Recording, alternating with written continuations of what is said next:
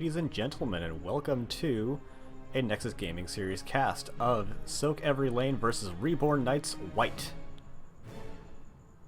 Here we find ourselves on Volskaya Foundry as game number 1. As we are just now getting into the lobby, looks like just about everyone is here.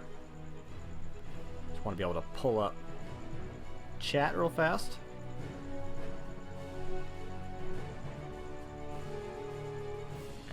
We have one too many people in here.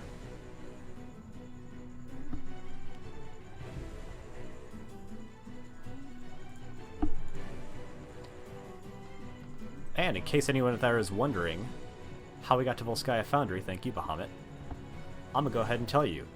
The coin flip was won by Reborn Knights, and they opted for first hero pick. sOaK eVeRy banned Tomb of the Spider Queen, Reborn Knights banned Alterac Pass, sOaK eVeRy banned Dragonshire, and Reborn Knights banned... sOaK eVeRy banned Infernal Shrines, and Reborn Knights banned Dragonshire. Game 1 was Volskaya Foundry, picked by sOaK eVeRy. Just waiting for everybody to ready up so we can go ahead and get into the draft.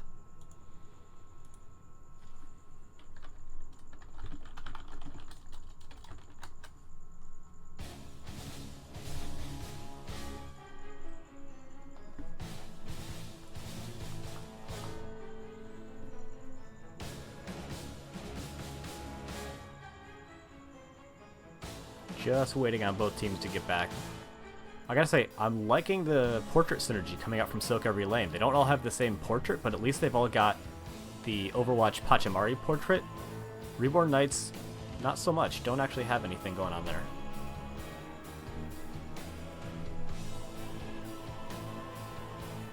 Complete silence coming out in the chat at the moment. Alright, Tornado is ready.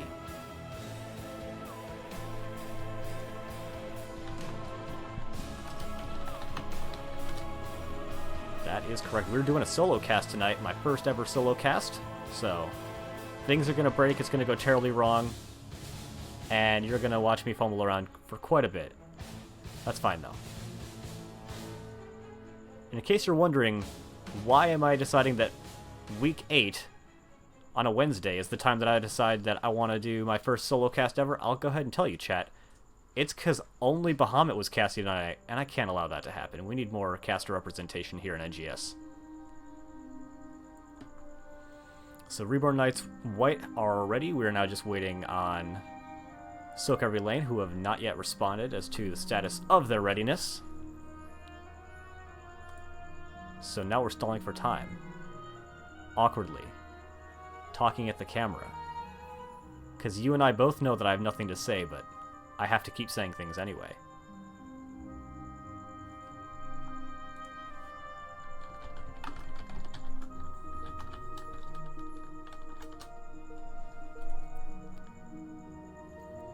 Alright, we've got the ready from both teams. 3, 2, 1, and let's get on into the draft. Volskaya Industries. Cat Peach, thank you very much for being here, and I'm happy to do it. Getting on into the draft. Once again, this map was picked up by sOaK eVeRy, and I want to see if they have any particular strategies for this map. It is their most played map, so I'm not terribly surprised that when forced on a map pick, this is where they're going to go. And yeah, I'd just like to see if they have any special strategies. Maybe they run an unbanned Gazlo with Mercenary Lord. It's actually really strong on this map, empowering those turrets. And we've actually got B Metaho playing today. They've been absent for the last couple of series. So hopefully their skills haven't atrophied too much. And also, hopefully they are not target banned. They are a really frequently target banned individual. But we have the Diablo ban coming out. Diablo today actually just got a couple of changes. His level, I think, 13 Shadow Charge talent got nerfed. In a sense, now it provides armor instead of straight actual damage, so it's less good for Diablo himself, maybe a little bit better for his whole team. Always interesting playing on patch day, just to see if new teams want to pick up the new suddenly OP heroes, and the Ana ban coming out. That is not even a little bit surprising, considering she's been one of the most banned out heroes in the league for the entire season.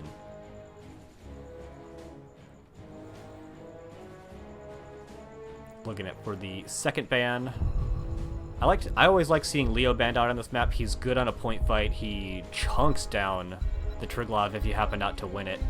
And just the percent damage is really strong. And in 2, he actually just got buffed today as well, I believe. But there's the Melthiel ban, similar in the percent damage that can really chunk down the Protector. Also, if I'm not mistaken, is Bimadaho's third most practiced hero after Gazlo and Samuro.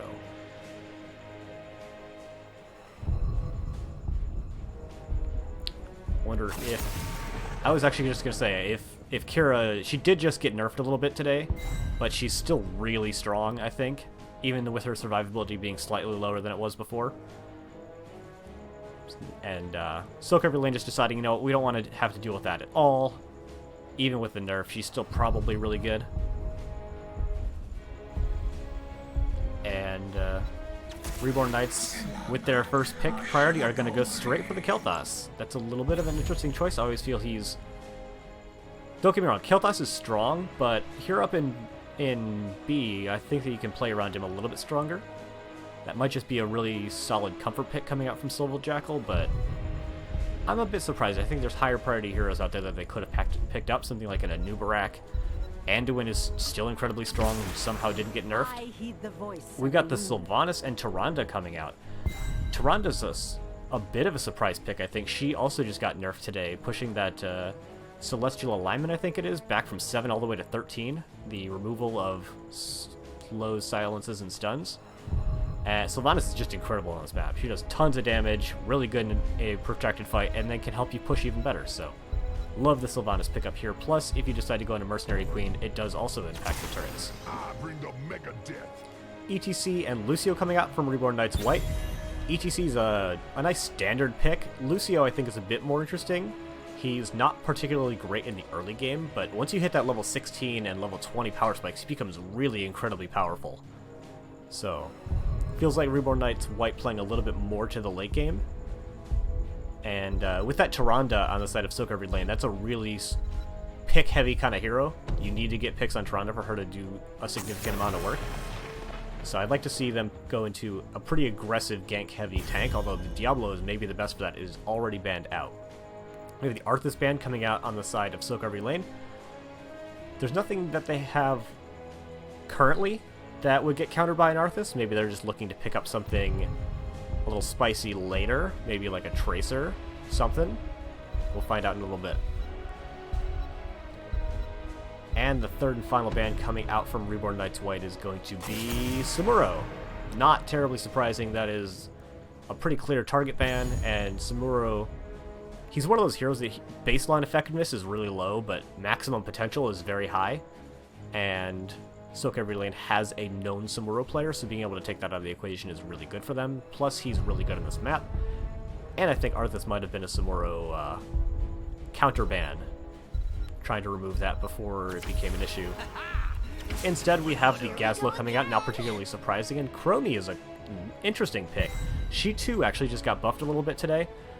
She'd fallen out of the meta kind of a little bit. I've seen some teams pick her up on BOE. Clearly this is not the map that we're playing, but I like her for point control maps. I've always been a big fan of Androhol Anomaly, letting you place 3 traps. You can play really safe and defensively with Chromie. We'll see if we get anything kind of like that coming out from Tornado. DK Unleashed picking up Lunara, and Alazar picking up Anubarak. Anubarak, he's always going to be a feast or famine kind of a hero. He's really hard to actually balance well. He's either really strong because he can dive and secure kills, or he's going to be really weak because he can dive and then just immediately get blown up. And it's hard to figure out ahead of time which Anubarak we're going to see in a game. And Lunara is just really good consistent damage, really great wave clear, which is a little bit something that they were lacking. Kel'Thas is great. I wonder if they're actually going to run Lunara in the solo lane, and Garrosh coming out on Philip. So a really good engage heavy tank has a pretty decent time allowing Tyrande to follow up on his CC if he gets that toss into his Q, Groundbreaker. if Tyrande is good, you can put that there, but because you don't know where Wrecking Ball is going to put them ahead of time, other than being able to just kind of look at their trajectory as it's coming out, it can be a little bit difficult to follow up with Tyrande, but we'll see how they manage to do it. Actually, Tyrande's Starfall can be a really good follow-up to a Gravo Bomb, which is something that I know BMed likes to play.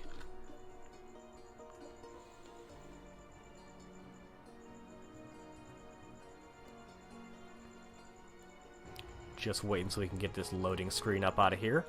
Thank you everyone for being here. I know this was a pretty late pickup, and I don't have a particularly large number of followers. And being completely honest, you probably shouldn't follow. I don't stream or cast particularly often, so if you ever want to know if I'm casting, just check the NGS community plugs. I think I put my thing there. I might not have. I'll have to check that after the game. Anywho, spawning in on the left-hand side, we have Silver Jackal playing Kael'thas, Kooks playing ETC, DK Unleashed playing Lunara, Alizar playing Anubarak, and T-Paul playing the Lucio. They are Reborn Knights White.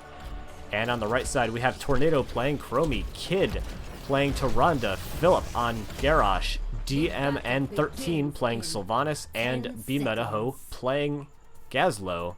They are sOaK every lane. Let's just check out the level 1 talents coming out. We have Body Check coming out from Garrosh. I have very infrequently seen that picked up, especially by a main tank Garrosh.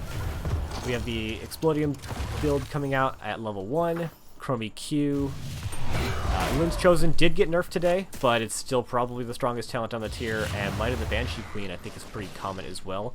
We see Anubarak going into Beetle build, which is an interesting choice. Progress from ETC, Nature's Perspective, and Mana Addict, so no bronze talent this game coming out from Kael'thas. We actually see a really significant amount of wave clear on the side of sOaK every lane. They get that lane cleared much faster than their opponents. They're able to get the rotation up, do quite a bit of damage on it, and Kooks for it being 45 seconds in the game. And then, yeah, they're just using the power of their superior macro to try and put a little bit of extra map pressure out there. Tornado not going to be able to get anything with his Q. Garrosh gets the flip, but no real follow speak up there. DMN is actually very quick into getting into this lane. They've actually already got it mostly cleared and hasn't even been touched yet by Reborn Knights. We have Sylvanas and Tyrande coming in here to make sure that they get their very early first camp pickup, where we see the exact same thing coming out from Lucio and Lunara.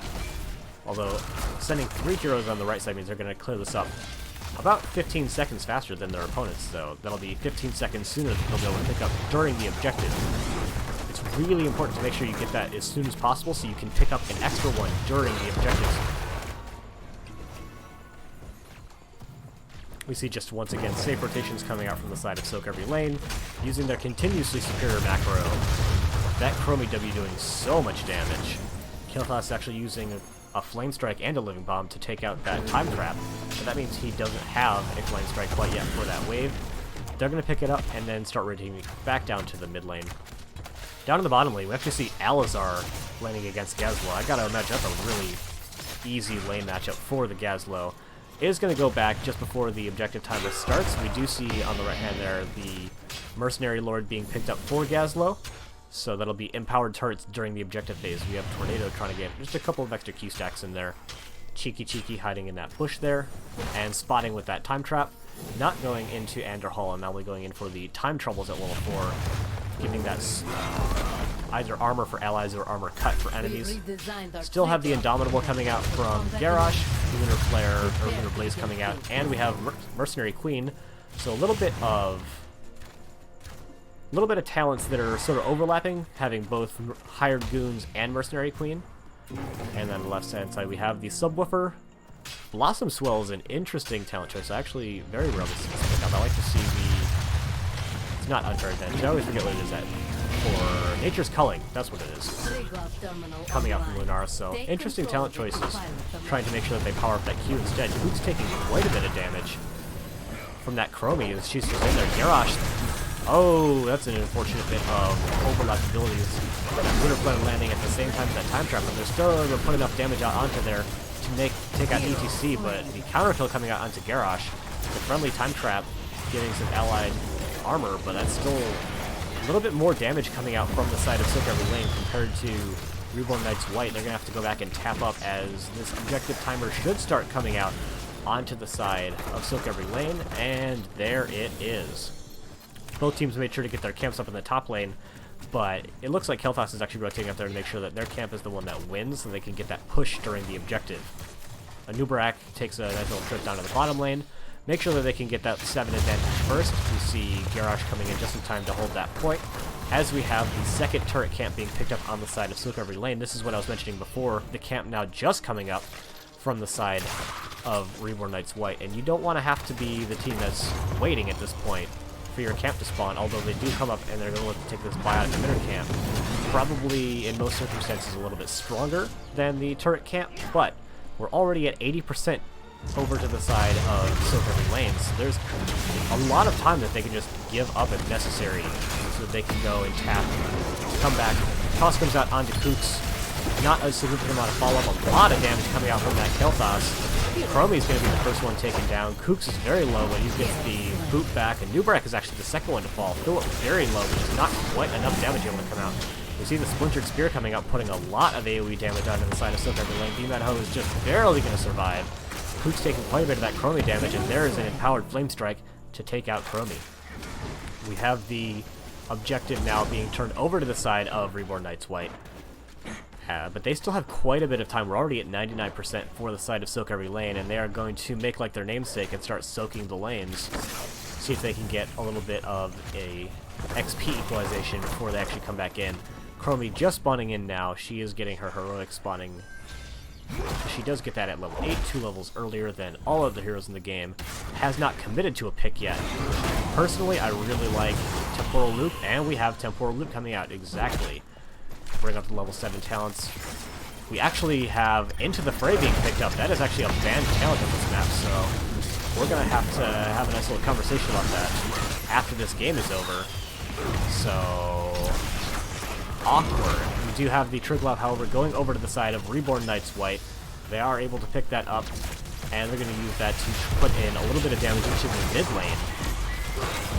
Generally, you want to try and do just a little bit of damage to the front wall and then run up onto top lane so you can try and secure that well. They do just that. They secure just the front wall and gate. As they head on up to the top lane, we have Gazlo and Anubarak down here in the bottom lane. Once again, going to be a great lane matchup for Gazlo, but that's a little bit less interesting than what's happening here. A lot of damage coming out from Sylvanas. The Triglav already down to sub 40%. As we have the level 10s picked up from the side of Reborn Knights White, we have the Beat Drop, we have Mosh Pit, Cocoon, and we're still waiting on Kael'thas. I would expect to see not Pyroblast in this scenario, and we have the Leaping Strikes coming out from Lunara. There's the damage out onto the well, and they're just going to retreat. Use the long-range abilities from the Triglav to try and just poke a little bit, do a little bit of extra damage. I am actually incorrect. That is the Pyroblast coming out from Kael'thas. We'll see what they'll be able to do. Gets a pretty big mosh, but actually the Triglav explosion sort of pushing some people out. A lot of damage coming out on Tyrande. Philip is just barely able to get healed up. Tyrande not having the highest amount of heal throughput in the entire game, actually one of the lowest. Chromie finishing her level 1 quest. That's going to give her an additional little sand clone for her to put here as well. Philip's going to go ahead and Hearth. But it looks like actually top lane is going to be forfeit with the power of the heroics coming out. Actually, Chromie gets taken out from that Leaping Strike. It's not often that the slow, I feel, comes into a big effect, but in that case, Chromie just kind of couldn't move anywhere. It's a really significant slow, I think 80%. So, really good job there using the power. Lunara she's a ranged hero, but she's almost a melee assassin with Leaping Strikes. She can just get in there, do a lot of damage, do damage into the backline, and get out relatively scot-free. And using the power of that kill that they picked up, Reborn Knights White are going to go ahead and take that biotic emitter. Though we did see the counter turret being picked up for the side of sOaK every lane. We have Lucio headed down there with, looks like Lunara. Yes, so they can pick up their turret as well. That will put them one ahead in items. It does get scouted out from the side of sOaK every lane, but they're not really in a position to do anything with it. They already have Sylvanas and Tyrande heading up to this camp here, so they're not going to be able to invade that camp really at all. And we're back at kind of the lull phase between objectives on Volskaya. Both teams are generally just looking to sOaK every lane, as it were. Make sure that they can get that XP lead over on the side of... Oh, a little bit of an unfortunate whiff coming out from Philip. Looks like he was trying to get that throw into stun, but actually not quite landing the throw as early as he thought he was going to, and just kind of wrecking ball behind him. We have the camp being picked up already pretty early from the side of sOaK every lane, but it's already cleared. Philip coming in to try and see if he can do, but he runs straight into that wisp and isn't really able to do anything because of that. We have a Nubarak rotated up there. Looks like they want to take a fight with all 5 heroes in level 13. There comes the burrow charge out onto Philip, and he's able to get away with the power of Indomitable, and that's just now Gazlo pushing in the bottom lane. Speaking of Gazlo pushing in the bottom lane, I have not actually mentioned the level 10s coming out from the side of sOaK every lane. We do still have the Temporal Loop coming out from Chromie, Starfall, Wailing Arrow, Gravel Bomb, and Warlord's Challenge. So pretty much all the talents I think you would expect in this situation. No real big surprises. And Gazlo actually looking to make the rotation up early, maybe seeing if they can take a 5 versus 4 as this objective is spawning. But before that, they want to make sure that they can continue to soak lanes and get that level 13, equalize that level 13 talent tier. We have Reborn Knights White actually taking their camp. A lot of damage coming out on the Philip. He gets some throw in there. Really big loop, but actually a huge mosh pit, stunning all 5 members of sOaK every lane. There comes the Pyroblast looking to try and finish them off. Kid gets brought down to about 20% health.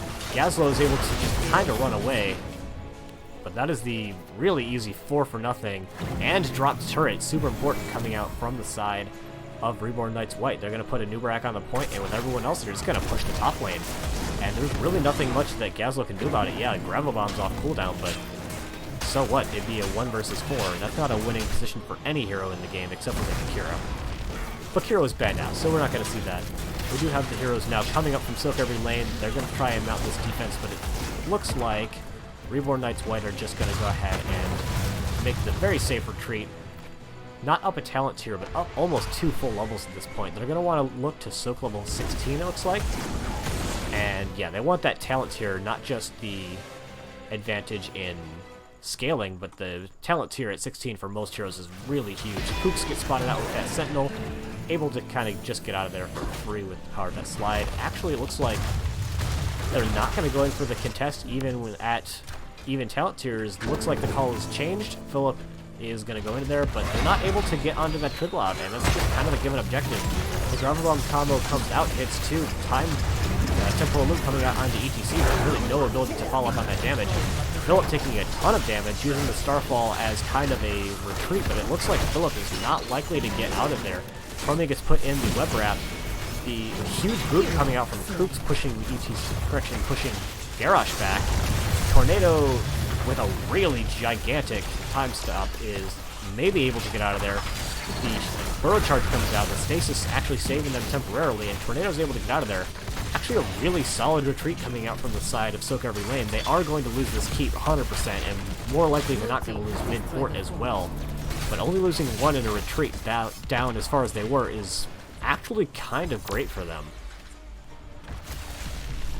Speaking of level 16, see if we have anything particularly interesting in there. The Fury of the Sunwell, a little bit interesting. I'm showing currently 0 globes for Mana Addict. That's probably incorrect. More likely than not, Kel'Thas has picked up a non-zero number of globes this game. Thanks, Blizzard, small indie company. A little bit of a pushback coming out into Philip from the Triglav, and yeah, they do in fact pick up the mid keep for free. The Triglav, with just 3 seconds left, is going to just walk down over to the bottom lane. And this push is actually still super safe for Reborn Knights White. They can see Gazlo still in the top lane. They're still up level 16, so they can do all the damage in the world that they want. Level 16's come out. We have the Rejuvenecia. It's good. They don't have quite the beefiest front line in the world. They have kind of 2 of the lower health tanks, so it's maybe not as good as Into the Rhythm. Personal opinion of mine. And Chromie doing a really good job of making sure that these lanes stay relatively clear, so they have a hard time pushing in. However, they're going to use this opportunity to come up and take their opponent's turret. Let's see if sOaK every lane can not only sniff this out, but maybe try to take an advantageous fight. Alazar gets tossed, stunned with the Lunar Flare, but Kooks is in position to try and bail his teammates out. Philip is very low. Warlord's Challenge comes out. Here comes the huge Chromie combo, actually able to take out ETC. The Wailing Arrow to make sure that he can't get out of there, but that's probably going to be all that they can actually get for here. But that one kill is actually huge for equalizing the XP deficit, and for the most part, Gazlo is actually split-soaking during that, so that XP differential is nowhere near what it once was, slightly over level in favor of Reborn Knights White. Continuing to look at level 16 talents, because this game has just been teamfight after teamfight since then. We have the debilitation of the cooldown reaction, the Earth Shatter, very, very common. Quick release charge, I know this is DMN's favorite talent on that tier for the extra ability to grapple combo. DMN is not long for this world and decides to bring that over to their allies. The Burrow Charge actually coming out, trying to hit Tornado, but Garrosh is able to throw him out of there, but gives his own life for doing so. I hope it was worth it, Chromie. We have the Life Drain coming out from Sylvanas. The Celestial Attunement moved all the way from level 7. Beametaho gets doved upon hard, and that is the Fury of the Symbol coming in, getting that double Flame Strike value. Really well done from the side of Reborn Knights White. We actually now have Kook split soaking, one of the worst split soakers in the entire game, but you know, when you have this much of a lead and this many enemy heroes dead, you can just kind of do that. Over on the side we see Tyrande trying to just clear the lanes, just close to their walls they can manage just to stay nice and safe. We have the Camp Invade coming out from Reborn Knights White. It's not really an invade at this point. They kind of just own the whole map. Every camp is theirs for the taking when you're up this far, and with Gazlo still dead, there's really nothing that sOaK Every Lane can do about that. Bionic Emitter being picked up from Reborn Knights White. This is now a 4-to-1 item advantage, so this is going to be really difficult for them to try and overcome in the next fight. Have the top lane camp being cleared out from Tyrande and Sylvanas. A little bit of an interesting lore battle going on there. Those two are not particularly friends with each other. Item advantage, yes. Also macro and APM and all those other such things. Thank you for being here, 7th Ace. We've got the nice safe positioning from Reborn Knights White, just trying to put all their heroes onto the bottom lane. All 5 of them here, trying to see if they can take an advantageous fight. They're generally going to try and look to wait out that level 20. They do not want to take a fight even talent tiers when they're this close to 20. They're posturing around, but they are not going to actually contest.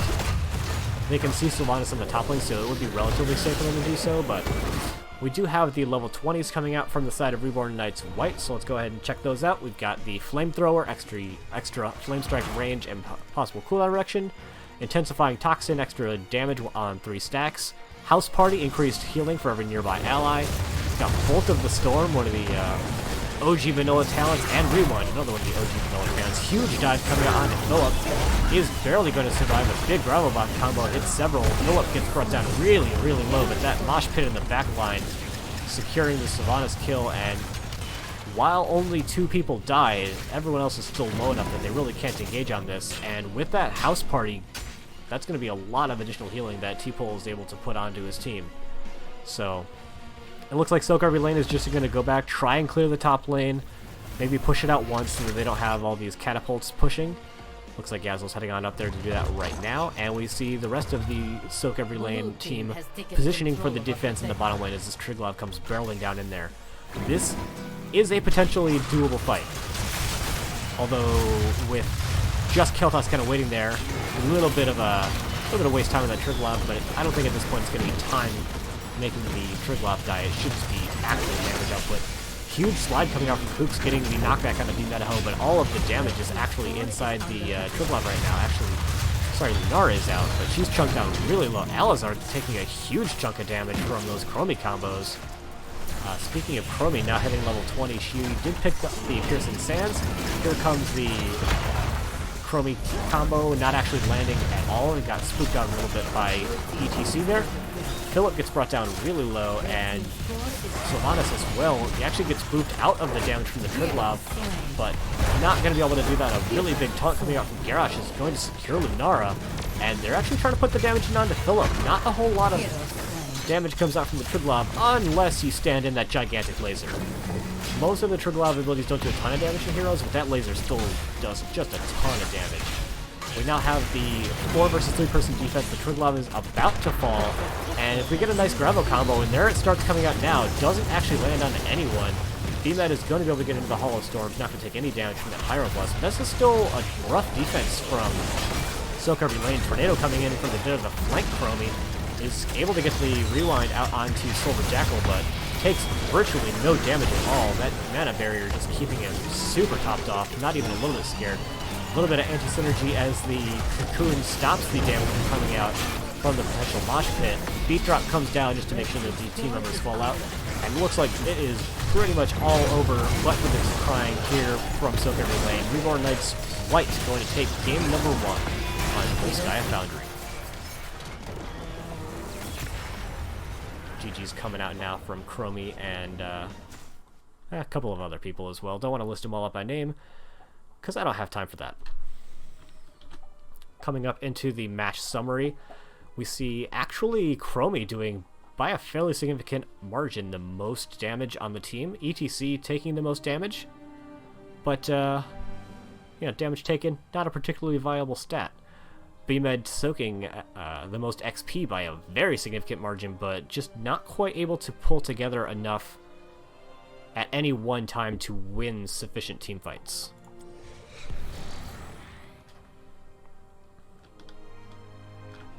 So let me go ahead, tab out, fix the overlay, indicate that Reborn Knights White are in fact up 1 map. Alrighty, now isn't that a pretty looking overlay? If you do think it's a pretty looking overlay, go ahead and thank your very own 7th Ace community moderator for the Nexus Gaming series.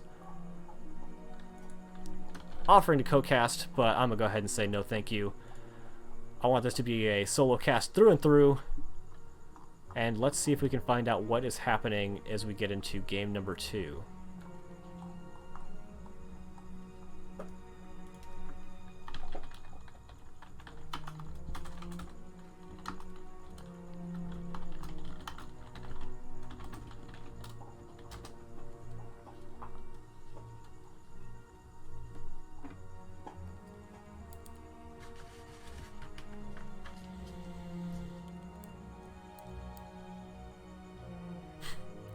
It might end up being 3 games. I might regret that. But if that happens, oh well. I regret a non-zero number of things in my life, but this will not be the most major regret that I end up having. So it looks like sOaK every lane are going to opt for first pick. So we'll see what Reborn Knights want for map number 2.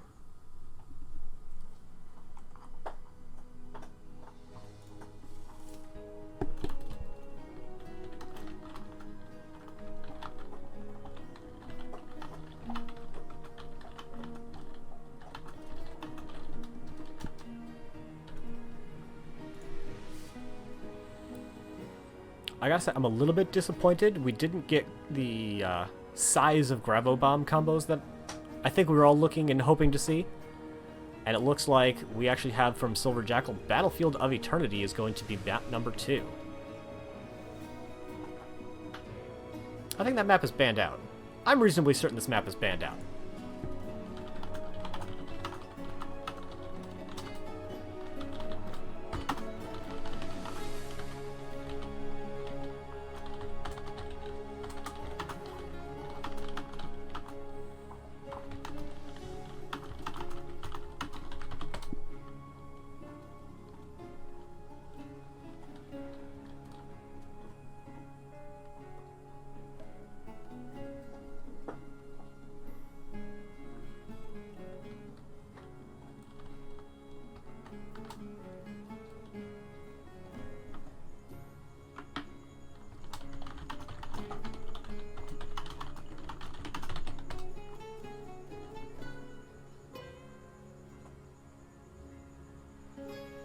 Little bit of confusion coming out. Silver Jackal saying that Alterac, Shrines, Infernal, and Tomb are the maps that are banned out. I'm pretty sure Infernal and Shrines are in fact the same map. It was Dragonshire that was banned out. So Volskaya. No, that was my mistake. That was my mistake. It was Tomb, Alterac, Shrines, Dragonshire. So yes, we are in fact okay. Battlefield is good. Now I'm really hoping my overlay is correct, because copying down all my notes. Let's just Alt-Tab out real quick and verify. We have Alterac, Dragonshire, Shrines, and Tomb picked out. or banned out rather, so looking good on that front. Just my bad note-taking.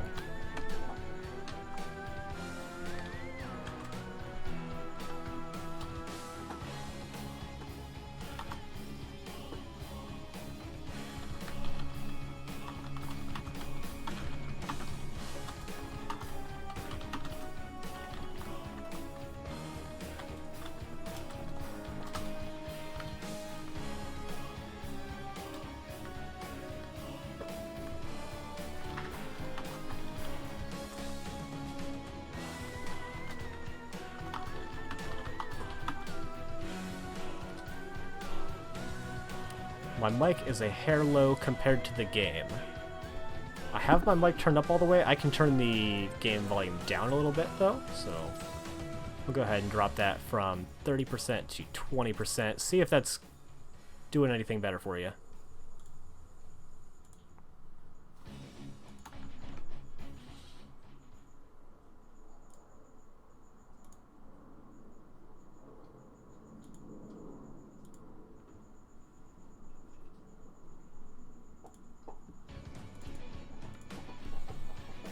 Alright, just waiting on Silver Jackal, I believe. See if we can get both teams ready, get into game number 2. I don't think that a similar draft would work particularly well from sOaK every lane. I think it a little bit too macro wave clear focused, and I don't think that it would do especially well on this map, though I hear tell Gazlo is still kind of okay. Alright, looks like we're going in 3, 2, 1... 5-second pause because Heroes of the Storm is a well-designed and programmed game, and then we're going to get to the draft screen.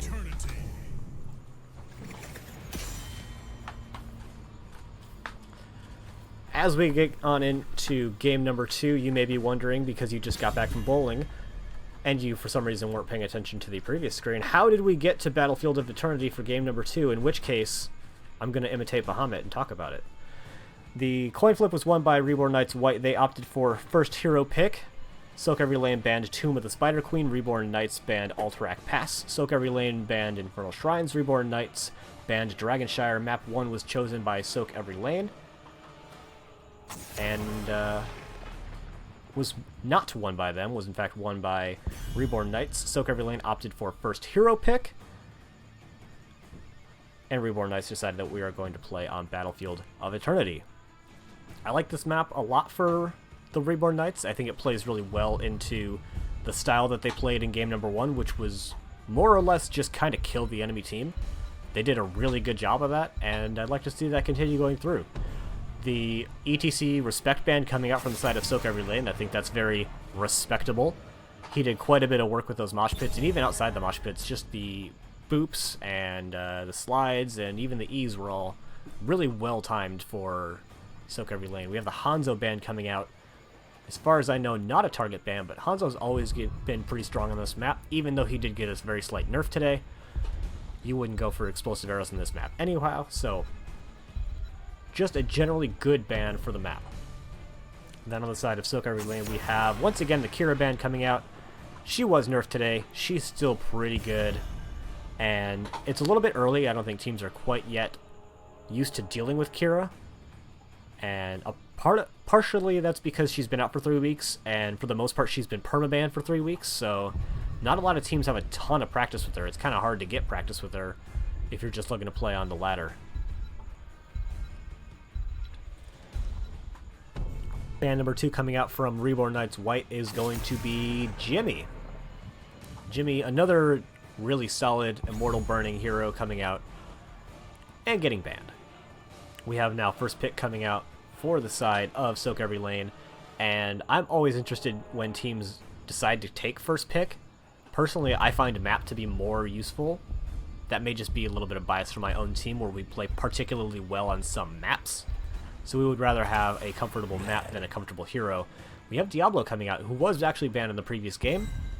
Once again, and I'm always going to try and mention when these things happen, Diablo was nerfed today. His Shadow Charge at 13 or 16, I don't quite remember, I think 13, no longer deals extra damage, but after you get the 5 stacks deals an armor cut instead, so a little bit less damage coming out from Diablo, a little bit more teamfight damage.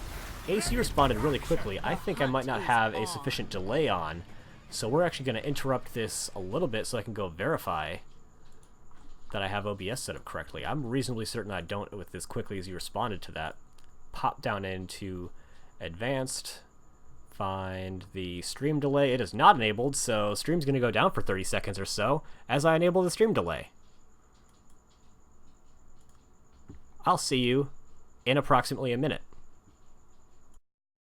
We have the Muradin and the Lunara coming out from the side of Reborn Knights White. That is going to be, once again, DK Unleashed on the Lunara did a ton of damage. And I'm not surprised to see that pick coming out again. She still has pretty good Immortal Race, but not as good as some of the other heroes. Somoro actually has a ton of damage. So, happy to see that come out. Particularly happy to see B-Metaho playing one of their comfy picks. The huge disrespect ban coming out from the side of Reborn Knights White saying, we don't need a third ban against your team. So, it's just free reign for sOaK Every Lane to pick up all of their comfiest, most impactful heroes that they have left on their roster. I don't imagine we're going to see the same level of disrespect ban coming out from the side of sOaK Every Lane, especially considering they lost map number 1. And we, in fact, once again actually have the Arthas ban. I think this is... I'm reasonably convinced that this is a Somoro counter ban on the Arthas. Didn't work out last game because the Somoro itself also got banned out, but they did as best as they can in that regard. Hopefully by this point you're all back from me resetting the stream because I'm a dummy, and we're just gonna have to roll with it. The Deckard Pain coming out from T-Pole, and I appreciate that Silver Jackal is in fact playing the Greymane. No one else should be doing that on this team, based purely on gamertag alone. And Deckard Cain also got a buff today. A couple of his lesser used talents got a little bit stronger. Not gonna lie, I don't remember exactly what it was that he got buffed. I just remember it was a buff. And Greymane has always been strong on this map. He's got some of the best Immortal Race in the entire game. And a rather couple of spicy picks coming out from the side of sOaK Every Lane. Jaina is pretty stock standard, really good Immortal Race, good enough wave clear. Tracer, however, is a pretty interesting pick, especially with a Lucio. Lucio can't get up there to heal Tracer. You usually see her paired with a Malf, or sometimes you'll see her paired with a Tassadar. Also got buffed today, just saying. Excellent, we are in fact back. 60 seconds of delay time, just to be on the safe side. And we have Alizar picking up the Blaze. I expect he'll be running the Soul Lane, even though he is considered to be a main tank. I still think Blaze is pretty good in Soul Lane. And I think we got a lot more wave clear and Immortal Burn coming out from the side of sOaK Every Lane. A little bit more teamfight capabilities for Reborn Knights White. We're just going to have to see how things end up shaking out in the end. A lot more, I think, teamfight potential than in the previous game for sOaK Every Lane. They don't have necessarily the same level of Wombo combo that Gravel Bomb lets you get, but I think they have just, on average, better teamfight than they did in the first game. So hopefully they're able to parlay that into getting us to a nice little game number 3 that I'm sure I'm not going to regret not picking up a co-caster for. I'm also interested to see how the level 13 Diablo changes. He also got a couple of changes on his Fire Stomp talents. I think his level 7 now also gives him mana back when you stun people with Overpower, which helps to fix some of the mana issues that I've had before on Diablo when playing Fire Stomp build. And also his, I think, Diabolical Momentum got a slight buff as well. So a lot of interesting things coming out from both teams. I think I don't know which team that I favor, though. I do find the Tracer with Lucio to be just a little bit questionable. Maybe DMN13 will make me eat my words. I wouldn't mind. I'm pretty hungry. I could go for some words right now. But we finally, Silver Jackal, are you done loading? Come on. There it is. And we have spawning in on the left-hand side, Reborn Knights White, the winners of game number 1 with T-Pole on Deckard Pain, Kooks playing the Muradin, Silver Jackal, the one and only, playing the Greymane, Alizar already heading up into the top lane with Blaze, and not yet moving yet, DK Unleashed on Lunara. On the right-hand side, we have Bimetaho playing Samuro, Tornado playing the Jaina, Kid playing the hyperactive Lucio. We have Philip playing the Diablo, and DMN13 playing the Tracer. They are sOaK every lane. We do finally have Lunara headed out. Thank goodness, don't want to have a pause before the game even gets started. And we'll check out the level 1 talents, because that's what you do during the first 30 seconds of the game. As Deckard starts throwing out his potions already, we do see he picked up the scroll Identify, so he'll be looking to stack that E. Third wind coming out from Murden, not terribly surprising pickup. You have Block just get shredded off by that Tracer. They do sometimes see the Stormbolt coming out from level 1 for the slight Immortal Burn. Once again, we have the stronger Wave Clearer coming out very evidently from the side of sOaK every lane. I apologize, my dog is snoring in the background and he whines in his sleep. We do have the Viciousness coming out from Greymane, and the Nature's Perspective coming out from Lunara. Way of the Wind, I don't know if that's a standard talent. I never see Samuro, he's always getting banned out, so someone in chat let me know if that is the standard talent. The Feast on Fear coming out from Diablo, one of the two most standard picks at that level. We have the Fingers of Frost, as Kooks actually gets really low. DMN is able to get him out of there with the melee. So, I guess, yeah, Tracer is in fact making me eat my words. The Accelerando coming out from Lucio, and the Pulse Strike coming out from Tracer, making sure that they can get that faster ult cooldown reduction coming out.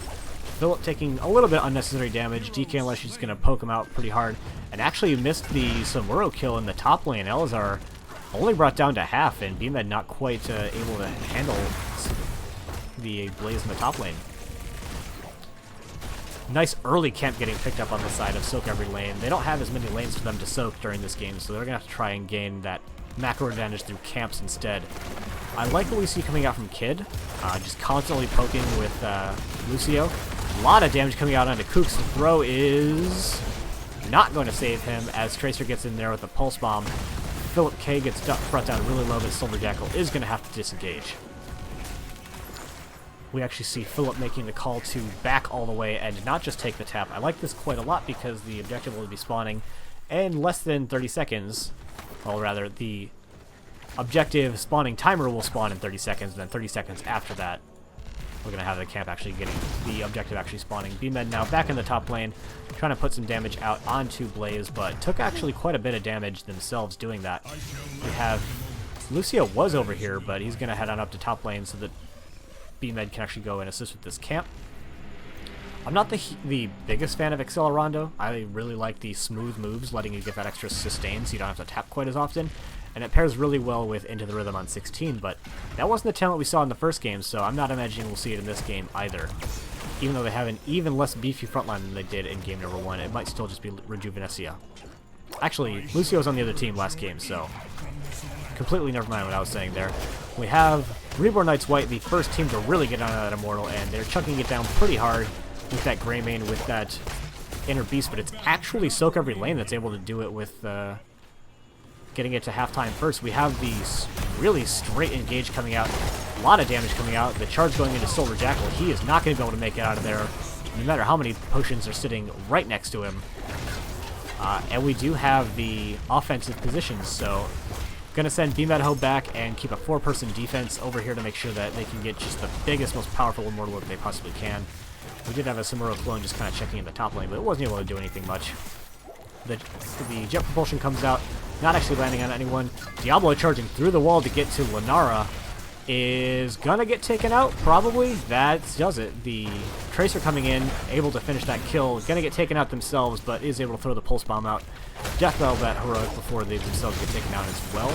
BMed not actually doing as much damage over there as I would expect, but this 4-person defense is going very well for sOaK every lane, as Murden is actually the next person to go down. Silver Jackal gets brought down really low as well. There comes the Lucio with the slide into the boop, is able to push back Greymane, and that is going to be the about 25% health Immortal going over to the side of sOaK every lane. Level 7's about to come in for the side of sOaK every lane. We see, unsurprisingly, Samuro in the top lane, everyone else in the bottom lane so they can get this 4-person push with the objective and their level 7 advantage. Tracer going for the bullet time. Reverse Amp coming out from Lucio, by far and away the most common talents you see there. Malevolence actually not going into the improved battle momentum or Fire Stomp build, and Phantom Pain, extra damage coming out from Samuro. We have the pause coming out from Tornado. Not entirely sure what that's about because I am not a referee. I am merely an observer and commentator and observer. Very multifaceted. 1 sec, says Tornado. Not entirely sure what's happening, so we'll just check talents.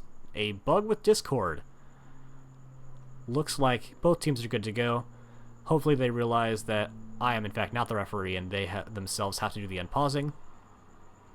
Checking out the level 4s, we have the Potion of Shielding, Sledgehammer, which is a bit of a surprise considering they went 3rd wind on level 1, Oil Dispersal, a little bit of an interesting choice, and Eyes in the Dark, so disengage giving stealth for 3 seconds. We got the unpause coming in, and we've got the Shadow Charge comes out into the Immortal Stun onto Kooks, but not actually a lot of follow-up damage coming out, more damage going out into DK Unleashed.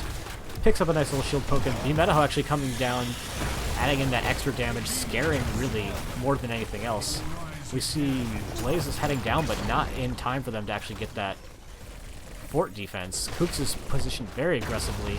The boot coming out from Kid, the jet propulsion just not quite enough. The speed boost is able to get Kid out of there in time. And we see Lucio, Reddit Lucioing all over the place, putting a lot of damage into Kooks. Metaho started heading up into the top lane, heads back to the bottom lane, dodges actually the Store Bolt with the mirror image, but that is as much as they're going to be able to get from now. Heading down into the bottom lane as Samura heads back up to the top lane to hold that sOaK. I'm interested in the level 13 as well from Diablo. It's going to be less burst damage from Diablo, but potentially more burst damage from his allies, so we'll see if that comes into play this game. Obviously, it was banned out in the previous game. And it looks like Metaho is starting to get the advantage in the top lane at this point, as we have the huge wraparound coming out from 4 members of sOaK every lane. Silver Jackal, no chance withstood there. Kooks just kind of dwarf tossing himself out of there, opting to leave his friend to die instead of him as well dying. Always a smart call. If you're going to die anyway, and you can't actually save them, don't try, because you might just get yourself killed. A little bit of damage coming out onto Alazar.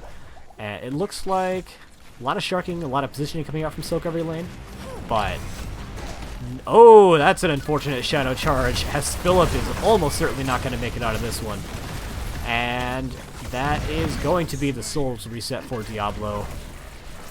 One of the funniest interactions in the whole game, queuing up a Shadow Charge as another hero is moving. Not quite as many bugs with that as there was on Flip Kick once in a while back, but still pretty good. We have the camp coming out here from the side of Reborn Knights White, as Reborn Knights White is actually going to take the first position onto aggressing under their Immortal, as they are up in Heroes, though they were down in Heroes at the objective. Diablo coming in because he did get that Souls reset. Alazar is brought down really low, as well as Kooks. Tracer is able to recall out of there. Kid, Reddit Lucioing just as hard as he possibly can, not quite able to get DK. But it looks like the side of sOaK every lane is going to just push all of the members of Reborn Knights White back as they're able to take aggressive positioning under their own Immortal. We have actual Samuro in the top lane doing the clear on that, as there are actually 2 camps coming out from the side of Reborn Knights White, as they are going to take the aggressive position on their Immortal as well. Level 10s coming out from the side of sOaK every lane. First, they are not going to use that to try and take a team fight, at least not quite yet. There it is now, though, is the huge Shadow Charge coming out into the Overpower onto Decker Pain. The beat drop is going to save Kid, and the speed boost is actually going to get Blaze secured as well. We saw basically all of the ults get used there. The mirror image upgrade, not terribly surprising. We saw the APOC, we saw the Water Elemental, and the beat drop. And the only one we actually really have to check is Tracer, who went with the Quantum Spike. Pretty much standard for whenever you're trying to delete a single hero, as has been the desire for sOaK every lane pretty much this entire game. sOaK is in here. He's just basically trying to get Q stacks at this point. He's not going to be able to push anyone off, and he knows it. But if he goes up just a little bit too far, yeah, Diablo's not positioned particularly well to actually get the kill onto Kooks. As we see the members of sOaK every lane come, pick up their globes so they can get nice and topped off. Once again, we see Samuro going to head on into the bottom lane to try and get that sOaK. We see the clones trying to do a little bit of damage onto Alazar, but otherwise actually deciding to come and shark around to the top lane, see if they can't get a kill here instead. And once they identify that Blaze isn't here, I anticipate seeing the dive coming in. There goes the Shadow Charge out on the DK Unleashed. Kooks jumping in with that Dwarf Toss. not actually able to secure anything. We got the level 20s now coming out. We already saw the Cursed Bullet come out onto Philip. We got the Leaping Strike, Stay a While, Avatar, and the Bunker Drop. A little bit of a surprising pick. Connection's been in more standard talent. Lots of damage coming out onto Muradin. That's going to take him down. No time for Third Wind to kick in and bring him back up. And without actually putting a whole ton of damage into the fort, the Immortal is just going to take that all by himself. Blaze has now decided that defending the keep is better than just soaking the bottom lane. And this might be the best time that they have for a defense while they're only down a hero and 2 levels and not a talent tier. Once again, the Cursed Bullet coming out onto Philip, just putting a ton of damage into him. Lucio does not have the greatest heal throughput, and it looks like the Reborn Knights have identified that they do not have to contend with the Samuro right now. DK Unleashed looking to see if they can pick off a straggler. Big slow coming out onto Tornado. Unfortunate pathing is going to see Tornado going through the top instead of the bottom and is going to get taken down. I have to wonder if that is an unfortunate minimap click coming out from them. And we saw, unfortunately, no ice block yet. Just over halfway there, but unfortunately that does not give you half an ice block. Samuro is actually going to pick up this camp pretty easily in the bottom lane. And, yeah, just camps being taken all over the map right now. Looks like Diablo is not going to try and convince the rest of his team to take their Bruiser camp because they see the pretty decently sized wave coming in from the side of Reborn Knights White. Deckard's still just trying to get stacks on his level 1. He's only got to get 3 more of those before he gets that nice armor cut. A little bit of damage coming out onto Diablo, and especially onto the Tracer, who gets, she gets hurt pretty badly by things. The Cursed Bullet is actually going to whiff. See a little bit of damage coming out down in the bottom lane as we see Reborn Knights White is going to start rotating there. Mostly so they can kill this camp and this one catapult. And it looks like sOaK every lane is just going to kind of let that happen. They have the 13s. We do see the new and improved Devastating Charge. Still increases the collision damage by 50%, but no longer gain that stacking bonus. We have Shikuchi. That's how I'm going to pronounce that talent. The short duration teleport for Samuro. Icy Veins. Heavy... what is that? Heavy Casters? I'm not a heavy caster, how dare you. And Ricochet coming out from Tracer. That's a pretty interesting pickup for talents. And they're not going to have a talent tier advantage for a particularly long time, so I don't expect to see we're going to have much of an engage coming out from sOaK every lane.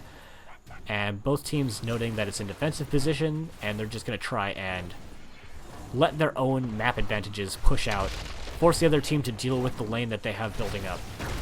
Level 13 is now coming in for Reborn Knights White. We have On the Prowl, Let Them Wither, a little bit of interesting picks. Super Healing Potions, always a fan. Healing Static, a little bit interesting considering we don't have the Reverberation on 4. And the Nanomachine Coating. Not gonna lie, I don't know Blaze talents very well, so you let me know if that's standard or not. Shadow Charge coming out, not landing the Collision Strike. Philip is gonna get put to sleep. Lucio gets put to sleep in the back line, not able to beat drop, and really good not to wake up that Lucio. Gets the very easy 2 for nothing so far. Push off is going to come and save Lucio. He'll be able to speed boost himself out of there, but not really going to be able to do much more than that. They're in defensive positions, but with Samuro still just trying to deal damage onto the Mortal, Tracer and Lucio, the Overwatch pair, not going to be able to do a whole heck of a lot by themselves.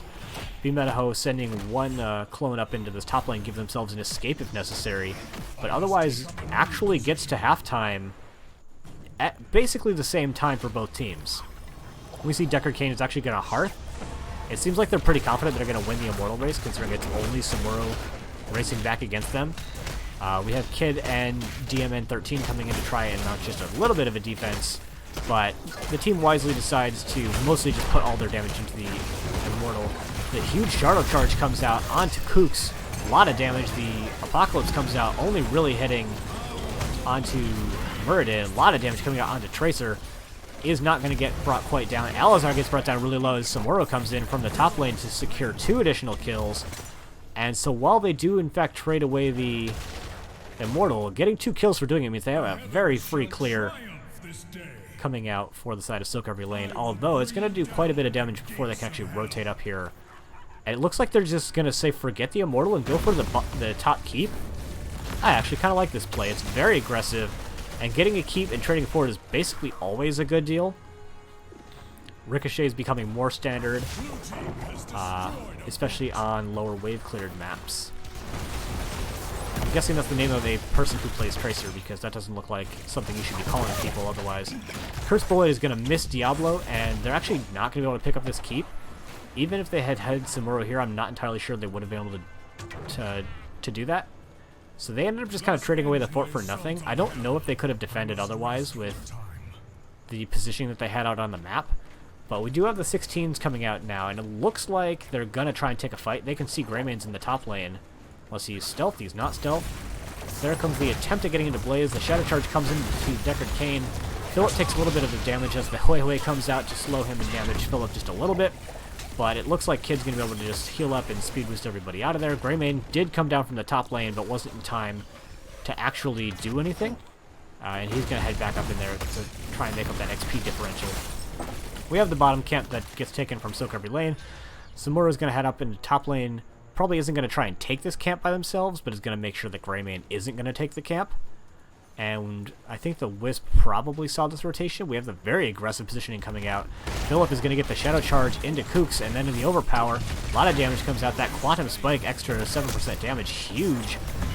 The Curse Bullet comes out onto Tracer, but it's maybe the least effective person to hit, and I was incorrect with Reborn Knights pulling out as far as they did. That actually gave pretty much free reign for Samura to take that camp, and now we do have the 16s coming in, but this Immortal is spawning.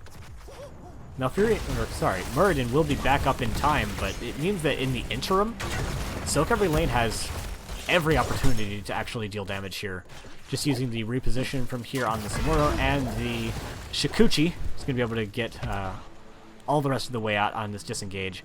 And we see that the Immortals are spawning into aggressive positions, and we see doing a little bit of scouting with the clones here, but otherwise they're just going to start chunking damage into this Immortal.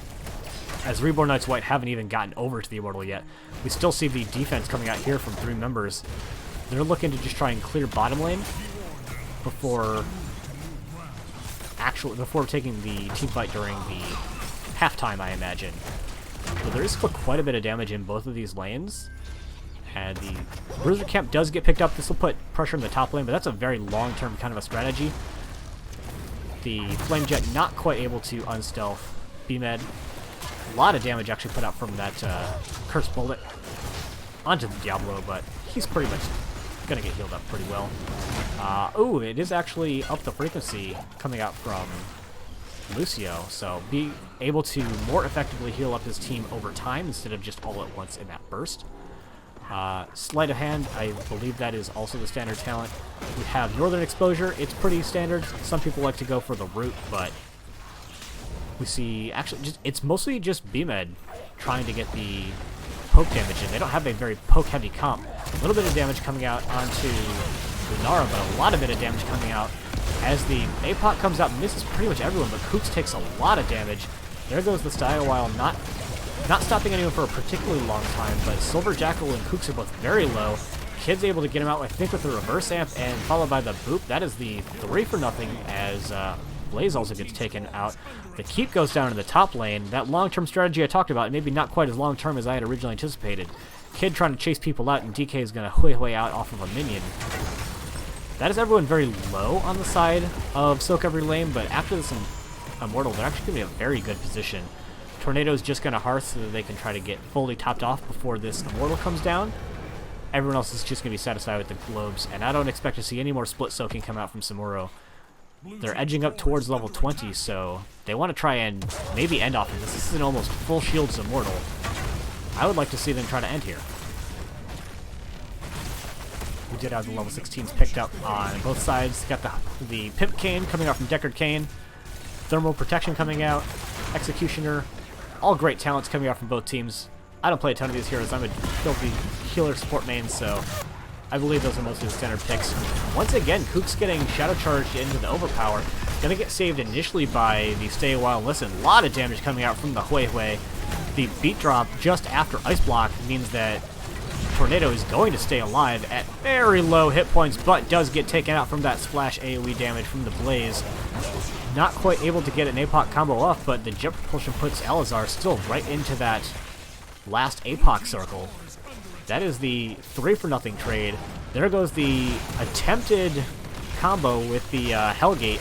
Not quite able to get him into the APOC circle, but that is still going to be the kill from Philip. That is game number 2 going out in favor of sOaK Every Lane. First SAM game in 2 seasons. Smiley face. GG, well played sOaK Every Lane, and we've got ourselves a rubber match.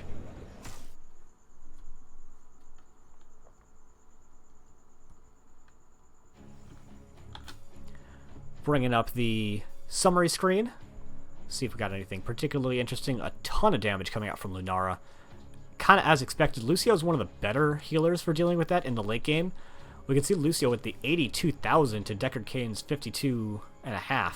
So it was, I believe it was pretty close in the early and mid game, but once you start getting to that level 16, Lucio's healing really ramps up in a significant way. Tracer, you can see, not getting a ton of damage compared to the other damage dealers in the game, but securing 8 individual kills is where that hero can be really strong. Alright, gonna contact the teams, see what they're both looking for.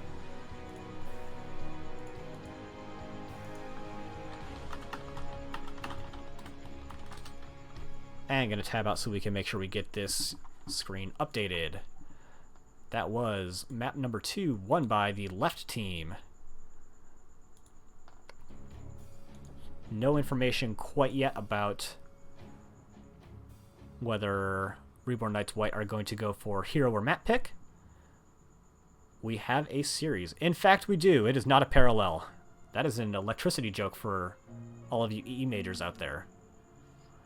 Map number 3 is going to be Towers of Doom. Oh, my favorite map in the whole pool. Thank you.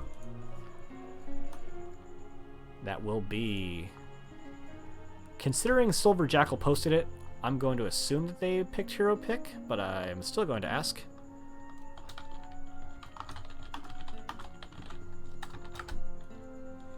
Make sure we get our overlay nice and updated as far as which team picked the map. Reborn Knights White did in fact take map pick. It's going to be map 3. Towers of Doom. Picked by the right team.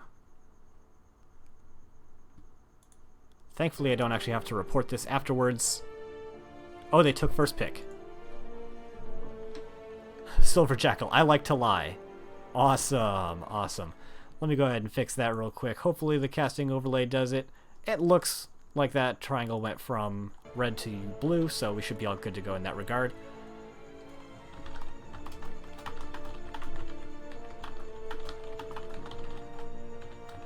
I'm actually going to ask both teams if I can get a water. As it is game number 3, I have not had anything save for a Coke, so I've got the, I believe I got the go-ahead from both teams to actually allow me to go ahead and get a beverage. I'll be back in just a moment. And before I do that, let me go ahead and pop off my webcam so you can't see the whole rest of my room as I'm going off to do that.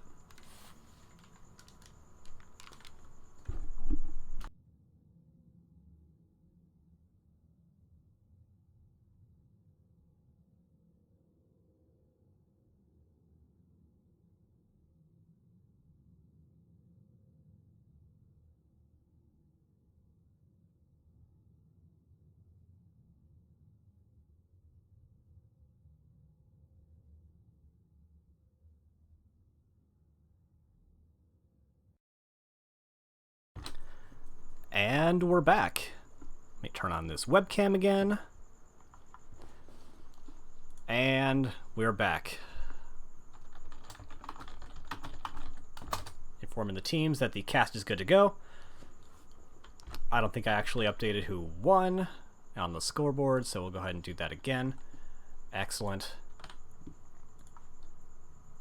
Got the GGs coming out from DK Unleashed. I agree, it was very well played by both teams. Just slightly better team fighting coming out from sOaK Every Lane, which might be a little bit surprising. I would think that sOaK Every Lane would have the stronger macro play and not the stronger teamfight play. Yell at Silver for me. Silver. Cat Peach wants you to be yelled at. I'm not a yelling kind of a guy. I might talk sternly to you, especially if you don't get all your matches scheduled on time. But I'm not going to yell.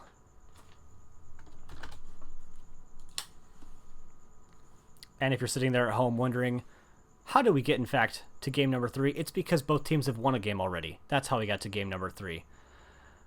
Reborn Knights White did, in fact, lose game number 2. sOaK Every Lane won game number 2. That is generally how those things work, and they opted to take first hero pick, and sOaK Every Lane opted for Towers of Doom. For all of those paying attention at home, this is the only map in the pool where you do not get trickle XP for destroying forts, so maybe that is their secret strategy to get extra XP in this game. Swap on over to the draft casting overlay. Hopefully that worked out just fine.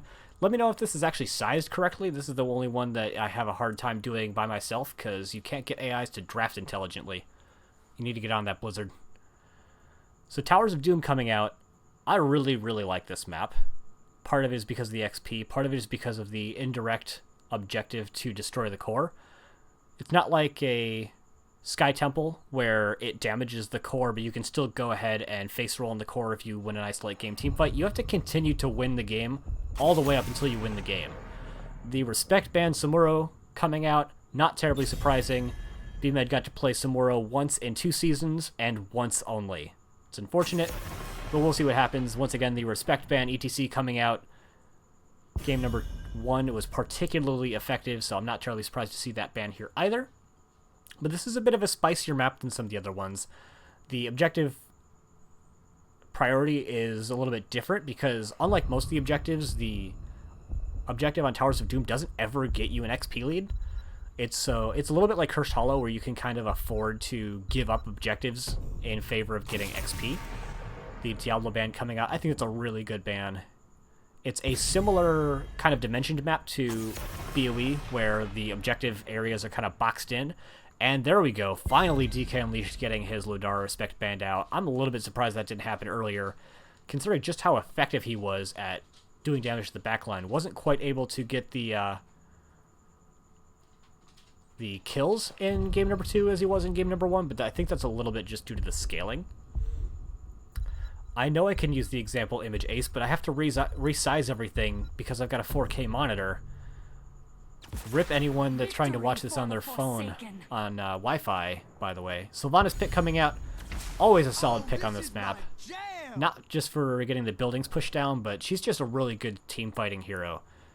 When they first brought her over and made her into a ranged assassin from a what was she before? A support? No, it wasn't support. Specialist. That was what that category was called. When they first transitioned her over, was really strong, and she's basically been strong ever since. The Anubarak and Lucio coming out, it's not the most synergy between tank and healer I've ever seen. Lucio doesn't have quite the hard CC follow-up that some of the other tanks in the game can have for the Impale and Burrow Charge, but Lucio's just kind of a good healer. There's lots of walls to ride on in this map. And we have the Arthas and the Raynor coming up, so the first time Arthas isn't banned out from sOaK Every Lane, Reborn Knights White goes ahead and takes the Arthas, so conspiracy. And Raynor is just a good hero. Kind of like Sylvanas, once he got reworked, he's just kind of always been good. He's been toned down like 3 or 4 different times, but he's still pretty solid. And in particular, I really like in this map you can use the Banshee, the Raynor's Raider, to just give great vision over all the walls in this map. Ana ban coming out from the side of sOaK Every Lane. Ana has been fantastic since her rework. Blizzard. Every time you rework a hero, they're overpowered. What's up with that? Also, make Tassadar overpowered in his rework, please. I really, really want that.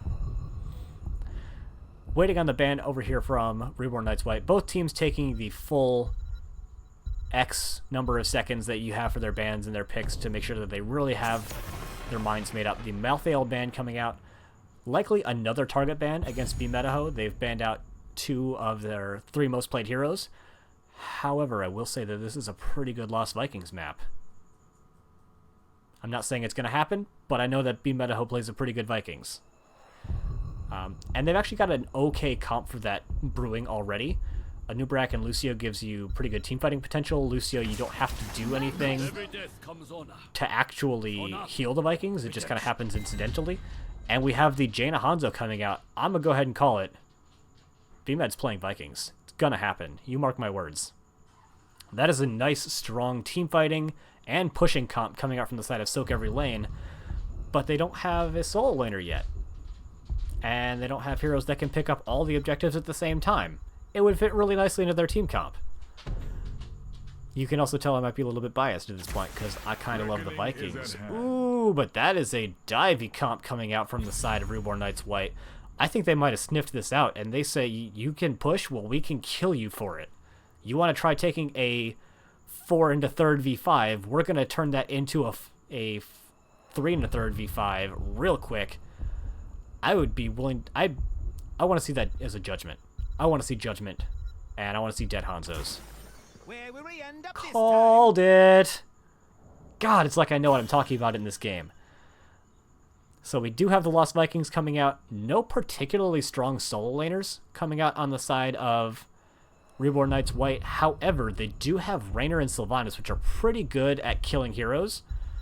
And the Lost Vikings are barely even heroes, so...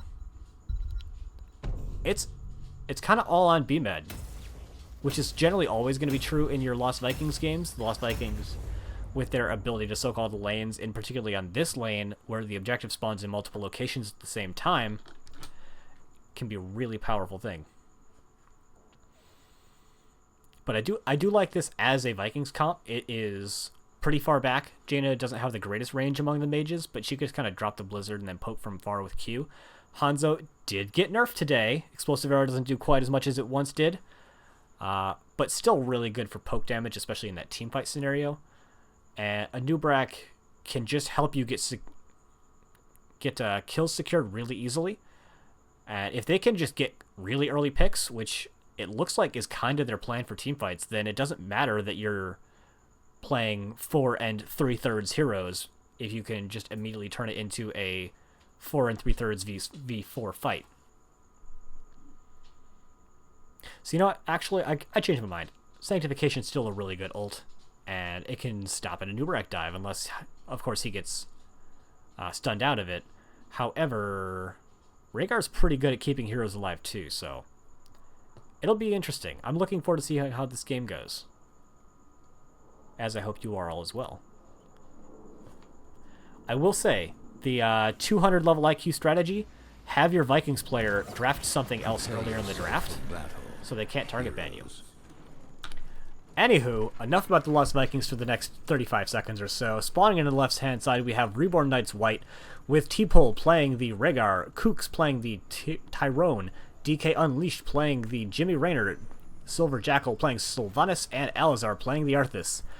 And in the red trunks, we have Reborn Knights... Correction, we have sOaK every lane, with DMN13 playing the Jaina, Philip K playing Nubarak, Tornado playing the Hanzo, and B-Metaho playing the Lost Vikings, and Kid on Lucio once again.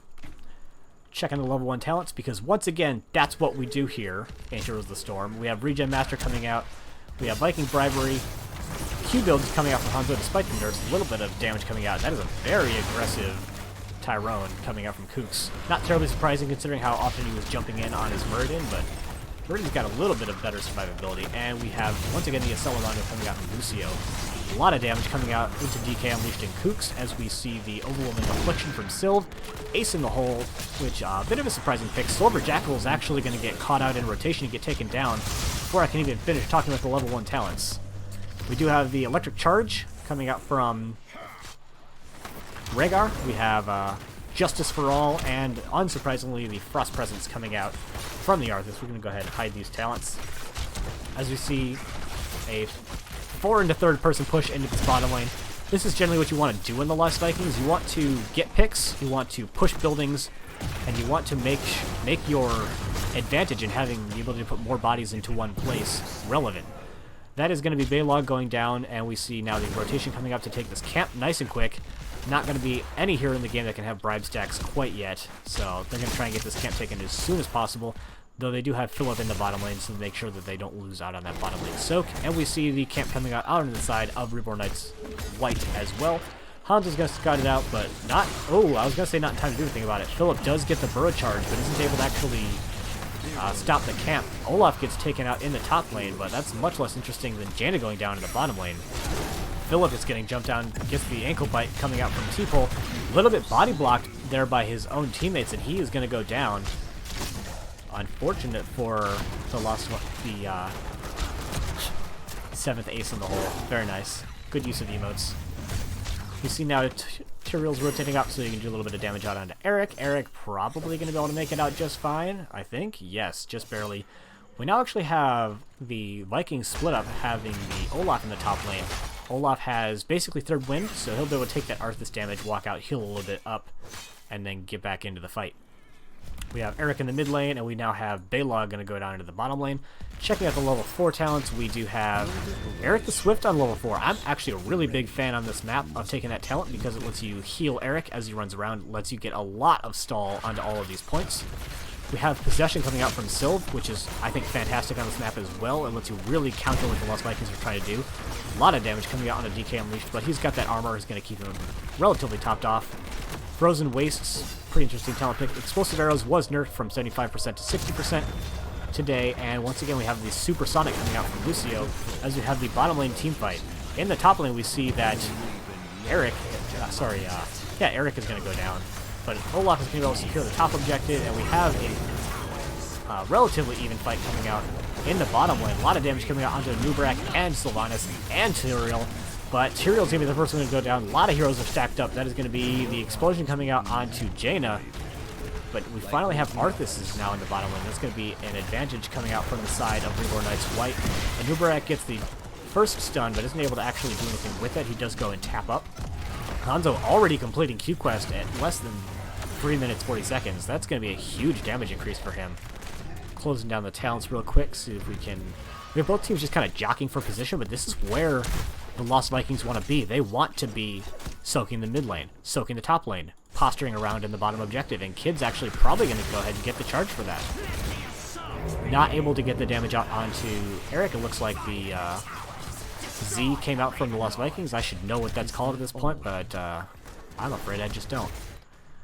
A little bit of damage coming out into the top lane here, but not a whole lot. Down in the bottom lane, we do have the bird charge come out. Not quite able to get the stun out onto Rhaegar, but that is Rhaegar now pretty low, and he's going to have to just kind of play a little bit further back. My dog has found an animal in the backyard. He's going to bork at it a little bit. I apologize, but that's just dog having 101. There's going to be barking sometimes. Arthas up in the top lane is going to get some damage onto Beamet. Actually not getting the stack, even though they weren't microing the Viking at all. The actual team fight in the bottom lane is going to start going in favor of sOaK every lane. Not quite able to get Rhaegar, and Olaf does die in the bottom lane, as it seems like they sent Balog over to get that camp instead. But trading out one Viking for the amount of damage they got onto that core, and the fact that Rhaegar has to back is now actually really significant. If they can identify that Rhaegar is not in the bottom lane, they should be able to push it and do a lot of damage to this fort. The Lost Vikings not actually picking up Mercenary Lord on this talent. I think that's the correct choice, personally. Ooh, Kid coming in there with the slide and boop. Kooks is able to do some fancy dodges to try and get themselves out of there, but that is going to be the fort going out onto this favor of sOaK every lane right as the objective is beginning to spawn. Hanzo coming in, getting the big explosive Q on the Kooks and DK Unleashed. T-Pole once again getting slid booped by Lucio. This is just really working out for them. These slides are getting a ton of value for Lucio. And we see now, actually sOaK every lane is a little bit slow to this rotation. Arthas is going to be able to stop the Lost Vikings from capping. It looks like they're going to even send Raynor over there to try and maybe get a pickoff. Not quite able to get anything out onto Eric. Olaf coming in there, gets killed a little bit unnecessarily, but this is now the advantageous fight as soon as Tyrael gets here for the side of Reborn Knights White, because, well, the Lost Vikings now particularly great team fights. A lot of damage coming out on Jaina. They are going to get brought down. Kid is likely going to get brought down as well. However, Raynor gets brought down in the back by Tornado. Philip is going to be able to get out just fine, but this should be the channel over for the side of Reborn Knights White, putting us down to caster math 29. Ooh. There's the Hanzo arrow coming out, able to get the stun out, and it looks like they're still pushing this back. I'd like to see a Viking rotate in here so they can get a little bit more even numbers. That is the Shadow Charge coming out, and the damage coming out from Tornado after the Cocoon. Beametaho trying to get the damage in out onto Arthas, but that is the Bloodbath. Jesus. That is the Judgment coming out.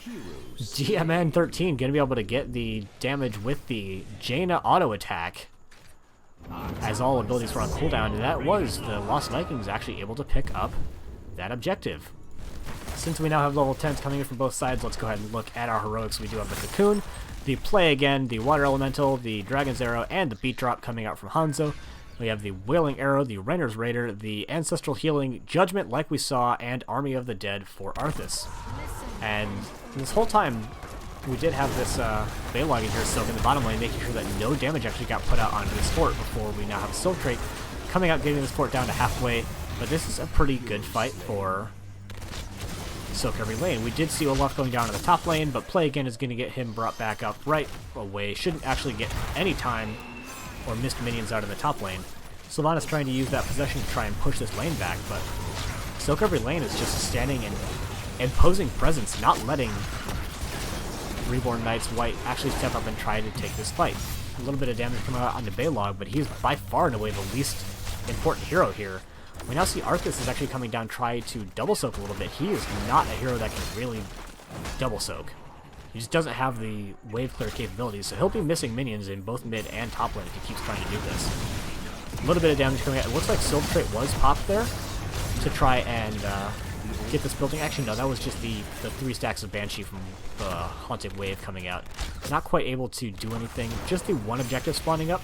So I'd like to see just one Viking try to cap this as the rest of the team tries to hold onto the bottom fort. A lot of damage coming out from that burrow charge. The really big, actually, ancestral healing coming out. And the Kid actually survives that judgment and is able to get himself out of there with the wall ride. Kid's very low, and DK is looking to position himself aggressively to try and get that kill, but the very aggressive burrow charge comes in, does secure that Sylvanas kill, trades away his own life for it, but all in all, that was a 1 for 2 that went very well in favor of the side of sOaK every lane, as they are still able to get this objective and soak the top lane and soak the bottom lane and keep this fort. Things are pretty much coming up Millhouse for sOaK every lane, and we're going to have to see, I think, Reborn Knights White are going to need to try and force a team fight. It's hard to do under this tower. I think they just need to get in there, Haunting Wave with Siltrate this fort, turn it back over to their side, and try to get themselves back into a nice macro position. Kook's coming in here, taking them tower shots. Not able to get this fort quite yet. They will take it eventually, but that's a lot of damage that they took. There comes the push off from Kid. Takes a lot of damage, might actually get taken down, has to beat drop to save himself. Trying to go back in a little bit on Kooks, but this tower is about to flip and go over to the side of Reborn Knights White. And they're going to need to get out of here before they start taking these tower shots. We have the bribe coming out onto their camp, not their opponent's camp, because that's still down from their 2 minutes. Arthas is still in the top lane. It's been a hot minute. Let's check out some talents. Have the Windrunner, not terribly surprising, very standard talent pickup. We still actually have the level 1, the Frost Presence, not completed yet for Arthas, neither that or the Frozen Wastes. It's just kind of hard to get those stacks when you're offlaning the whole time.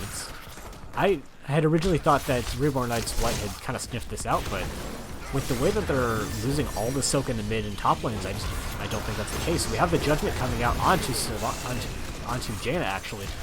No ice block there to save her. We do have the counter, it's not really counter engage, but just the disengage coming out with the Cocoon. Philip is able to burrow charge out the rest of the way. Never mind, steps back into a Haunting Wave and doesn't get taken out by Sylvanas. Kook's taking a lot of damage, but the Ancestral is going to get him topped off again, and we have just the single Ultra Phase now spawning, and there's really no way for sOaK every lane to try and contest this. They're just going to try and poke out their enemies. Just try to get a little bit, try to prevent them from doing the free damage with Soul Trait. But otherwise, they're not able to do a whole lot. Once they're down a hero, they're kind of down a lot, really. BMAT is going to take a little bit of damage, but the jump is going to get him out of there pretty safely. They are, however, going to lose this bottom fort. Bottom fort, if you are unaware with this map, is the most important on this map. We do have the Death Quill in the top lane to make sure that Olaf goes down, but the immediate play again, making sure that they don't lose any of that XP. Pro tip, if you're going to lose a Viking and you would bring them back with play again, do it in advance so they don't get that quarter kill. The Renner's Raider able to just barely make it out. It's going to start regenerating its hit points pretty quickly. We see Arthas once again trying to come down here and gank BMed, but is not able to do so. Is trying to soak that bottom lane XP. And once again, the real focus in this lane, or rather, the real focus in this game is in the bottom lane. Maintaining the bottom lane is the most powerful thing you can do because it protects this spawn and it protects this spawn. We have the Judgment coming out onto Kid and is not able to get that wall ride armor to try and save him in time. Actually did not go for wall ride armor. Wouldn't have saved him, I don't think, in any case. Judgment is a really strong ability. We have just the 2 bribes coming out from Beam Idaho, not able to get that 3rd bribe stack, is actually going to give the camp over to Reborn Knights White. We now have altars spawning in the top and in the mid, so hopefully sOaK Every Lane will be able to pick up probably just one of these. A little bit of a gank comes out onto Eric, but Eric is able to jump out just fine. And we only actually have Silver Jackal over here for the defense onto this bottom fort. I would like to see a little bit less focus on into this camp. Camps are really good, don't get me wrong, but actually maintaining this fort is also very strong. We have Olaf over here, probably going to try and provide the interrupt. Yep, you see the large in charge. Providing the interrupt out onto that top. Arthas is going to... He's going to positionally, he's going to channel, but he'll never be able to stop Olaf from actually getting this kill, or getting the interrupt. Olaf is going to get taken out. And we see sOaK Every Lane taking this opportunity to just try and get this bottom fort back. The Vikings once again using play again to just get their members back up and alive, and get back to soaking all of the lanes, as is their namesake. A little bit of positioning coming out, but Eric is able to get away before any real damage is done. We now have sOaK Every Lane positioning in the bottom lane, seeing if they can convert that fort back over. Jaina completing Fingers of Frost. That'll be extra damage coming out for her and all of these teamfights on the kill targets. We have the Hanzo era coming in, hitting 2 from way downtown. That is the very successful gank out onto T-Pole. Tornado gets brought down really low. Jimmy's trying to get in with the Raider, and there goes the Judgment. But the beat drop saves him just in time. Kooks gets brought down. Tornado using the Hanzo privileges to make sure that he gets out. The Burrow charge coming out onto Alizar is going to see him getting taken out as well. Army of the Dead not quite able to save him in time. Olaf died, but who cares, honestly? Olaf is... He's the best of the teamfight Vikings, but he's still, you know, a third of a hero. And we now have sOaK Every Lane, once again, parlaying their superior teamfighting prowess, even down in heroes, to take that bottom fort back.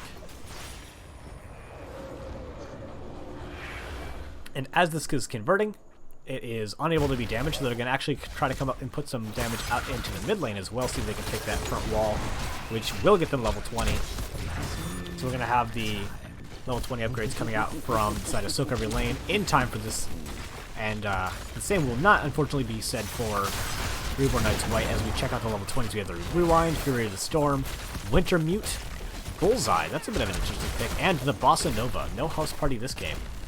I like this. The Sonic Arrow upgrade is a little bit interesting. It lets you get a stun out onto people or defense to land that. There goes the actual stun into stun coming out, so me eating my words faster than I may have ever done on a talent pick. The Judgment comes out, really just kind of puts Kook into a bad position, and he takes a ton of damage for it. Philip is getting brought down really low, but there goes the beat drop with its reduced cooldown. And there goes the healing from Lucio to bring everybody back up, and that is all of the teamfight potential coming out. Basically every heroic used from Reborn Knights White, and they're unable to parlay that into a kill. Eric is going to come over here, bribe a couple of times, and take this camp back, and I expect to see the invade coming out from sOaK Every Lane out onto this bruiser camp. It will get spotted up by Anubarak, and that is going to be the invade. It looks like Reborn Knights White have decided they don't want to take this at all, and this is the part of the game where it gets increasingly difficult to deal with Vikings. Once they get Fury of the Storm, their siege potential really picks up in a very significant way. So it's not just soak anymore, it's actually siege damage that they can do. So you can watch, even Olaf with that splash damage coming out from Fury is able to chunk down waves really hard. And it's going to be just increasingly difficult to deal with all of this map pressure, and they're already down 10 shots. So it's going to be difficult for Reborn Knights White to actually come back in this game from this position. All of the camps recently have been going in favor of sOaK Every Lane with the additional bribe stacks that they've been able to get, and as much as I liked the Judgment, it just hasn't been getting into kills. And if you can't get kills with Judgment, then, well, why didn't you just take Sanctification? We do see Silver Jackal coming in with the Silver Crate.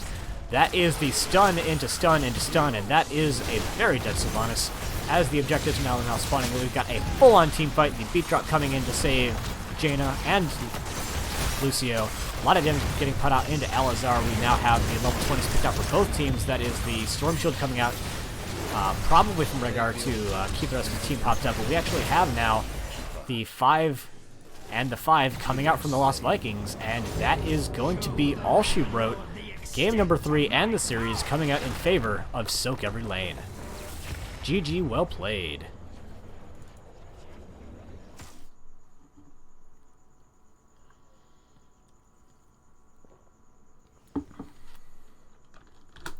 As we bring up the summary screen, always want to look for that nice 33,000 XP coming out from the Lost Vikings, 142,000 siege damage, and only 2 combined deaths. That's 8 Vikings, but, otherwise not bad. Generally not a particularly high kill game. 14 kills for both teams it's not unheard of. It's not particularly bloodbathy. But let me go and see if we can get a interview set up with sOaK every lane.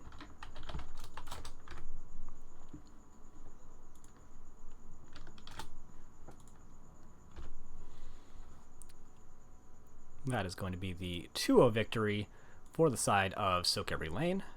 And we've got a yes. Let's go on and hop over into Discord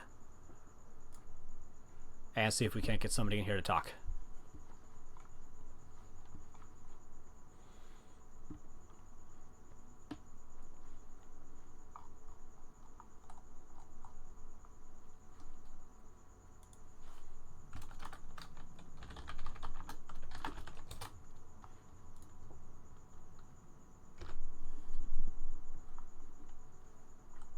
Hey.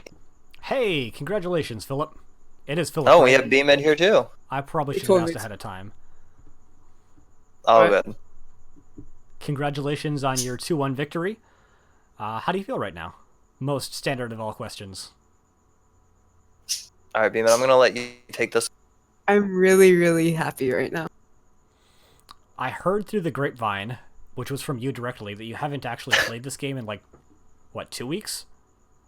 Yes, if you look at my match history, it goes 3 hours and then 6 days and then 15 in my recent matches.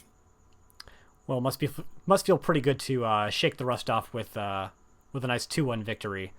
So, all right, into the actual hard-hitting questions. Tell me about game number 1. What do you think? What do you think went wrong for you on Volskaya Foundry? How were Reborn Knights White able to take that one? The draft. They had a really strong front. Yeah. They had a really strong front line, never get on Lunara, and our front line lacked something. They pretty much just outdraft us, and it was really, really brutal. Yeah, I tend to agree. There was not a whole lot that you could really do to punish the Lunara for being out of position, and she kind of just hoy-hoyed all over you during the later parts of that game. Yeah, she's into low front line, or especially in the Gyarados, she's pretty strong because he has to walk up to her. And No offense, Philip, but they also did a really good job of not getting hit with too many big grabo combos. There was, I think the biggest one hit 2 people, and it was right before the game ended. It didn't actually get any kills, so... Yeah, I wasn't in as many team fights as I should have, which is my bad on that part. You were just trying to get your team's namesake out there. We understand. Oh, yeah. Nah, don't worry about it. I think we were behind, so you had the sOaK, but also we were trying to take stupid fights. It was kind of just a bad situation, all right. Every fight that you lose is a stupid fight. Pro tip. Yeah, yes, exactly. So moving on into game number 2, it was a 2-lane map BOE, and you did not draft anywhere near as much lane pressure. You drafted a lot more kill potential, and you were able to parlay that into some pretty good kills. How are you feeling with the moderately changed Diablo? He was surprisingly better than I expected. I mean, when I read what they did to that third talent, I just... Oof. It hit me. I thought it was dead, and it's not, and that makes me happy.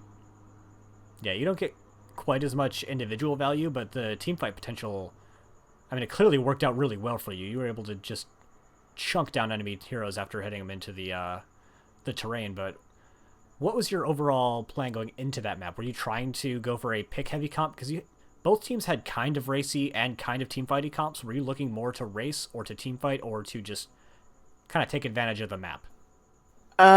If you don't mind, Philip, And Sure. from what I don't remember our exact plan of going into the game, but in the game, once we got into team fights, our like team fight goal was kind of like group under armor, like the one we're supposed to be defending with Diablo, Jaina, Lucio, and have Samuro Tracer sharking around, and then get a couple picks and then go race. Was our biggest plan.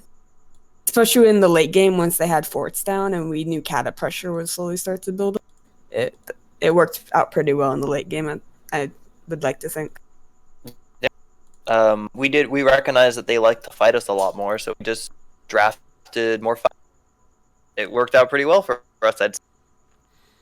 So speaking of teamfight, in particular, I and chat as well found the Tracer Lucio to be a bit of a strange combination. A lot of times you want a healer that can heal Tracer at range when you pick her up, and Lucio has some of the smallest heal radius in the entire game. Did that ever cross your mind, or what? I think if you'll watch the game, you'll notice that our Lucio was very aggressive. The small heal range didn't matter, and Lucio has the mobility to pull it off. So he wasn't the redditest of all Lucios, but he'd get a couple of upvotes. Yeah. And then game number 3, you had the choice for map pick. You went to Towers of Doom. Huge fan of that map, and in particular, a fan of the way that you played that map, because the Lost Vikings are in fact my favorite hero, and I think they played very well. You I don't think you can see draft chat because you were only a spectator instead. That is correct. But right as like the swapping phase started, like right after I locked, I actually said in draft chat, Hector, this is for you. And but then I realized you can't see it because you're in spectator mode, so I felt sad that you didn't get to see that. I did tell Philip during the coin flip map picks and bans that I couldn't stay entirely unbiased if you guys drafted Lost Vikings. I think it was a little bit that I was favoring one of the teams a little bit over the other. The heart wants what the heart wants. And I specifically picked level 4 with you in mind. I don't know if you know. I wasn't going to say that, but I was thinking it, because I know we've talked about that talent on that map in particular. I realized the goodness in it. So tell me about your plan for playing with the Lost Vikings, Philip. They're one of the least picked heroes in NGS. They've got a pretty abysmal win rate in NGS, and they require a very specific set of drafting strategies. So how do you plan to go into a game thinking that you're going to play the Lost Vikings? Well, the general wisdom is that with Lost Vikings, you were soaking all the lanes, rotate to where like a Viking died, get a kill. Towers of Doom sort of changes that, because the bot lane's all that matters, so you're free to put people on the bot, push it in, and push it in. Yeah, and then like as you might notice near the end of the game, like we were just able to fight them and have the Viking cap, and there really wasn't much they could do about it. I will say we weren't guaranteed to go Vikings. I wanted to Vikings from the start, but Philip was like, no, you should probably Malthael. And then they banned Malthael, banned 3, and I was like, yes. So. And I guess one last question. You guys going into this were the number 2 seed, and Reborn Knights White were the number 1 seed. How did you go about scouting and preparing for this match in particular? I thought Unemployed Gaming was the number 1. Yeah, you were the number 2. Did I say number 1? You said Reborn Knights White was the number 1. No, y'all were number 1. Reborn Knights White were number 4 going into this match, I believe. We were number 2. Anyway, that's semantics. Like, that's semantics. We can argue about that endlessly. There's a website, we can look it up, but we can do that later. Yeah. Yeah, I know. We just sort of, what I like to do is just go on the hero profile page and then look at, like, what they like to play, and then, like, where they like to play it and stuff. Yeah. Nothing, like, too intense, like, going over every game and analyzing what exactly they did here, and here. Just general stuff. So were the Arthas bans game 1 and 2 target bans? Yes. I don't think so. I think it's just Arthas is hard to deal with when you don't have much of a front line. We also knew, though, we mentioned they played them, but we since they played him, it was one of the reasons we considered banning him because he's not a con. All right. All Well, right. that's about it for my interview. Do you have any shoutouts? You. All right, I'm gonna shout out the rest. Sorry, No, I appreciate it. Go ahead. I'm just gonna shout out the rest of the team. Droogs, have fun on your grandma's dinner.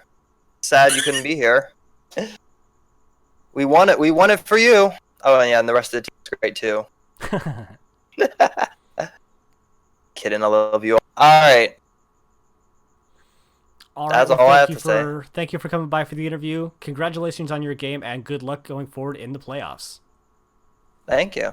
Thank you. Thank you for casting us. Great it to have was- cast. It was a good time. A little bit rough. I forgot to put on a delay, but hopefully no one's going to be too mad at me about that. I'm sure nobody fixed was it watching. eventually. I mean, I'm the one who picked the band talent. That it's true. It's good that you lost that game after picking a band talent. Whatever. All right. Anyway.